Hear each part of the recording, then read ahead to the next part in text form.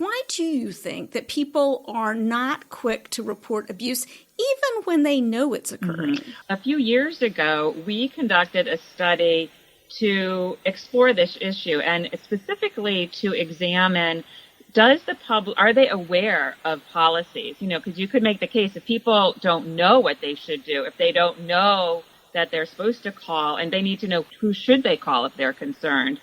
So we conducted this study in a state that does have a mandatory reporting law. So 19 states do have laws that say, okay, every adult is mandated to report, concerns about child abuse.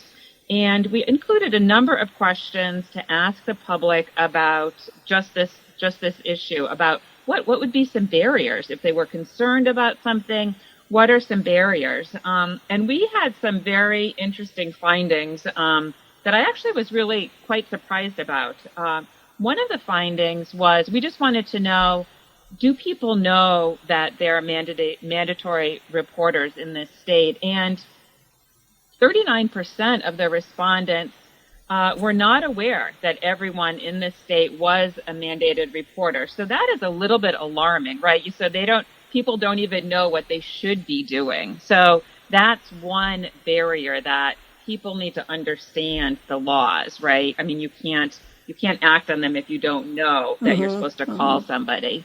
But kind of what was even more intriguing, when we asked people about barriers, because we thought, okay, people are going to say, oh, it's, my neighbor's neighbor, I don't want to get involved in that situation. It's just kind of not my business. And that's why I didn't call. I was going to wait for the school to call, the church, someone else to call.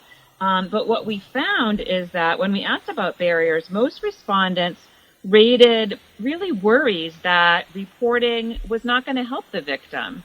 And they rated those barriers even higher than their own discomfort intervening in another family's activity. So that was really quite remarkable when you think about it.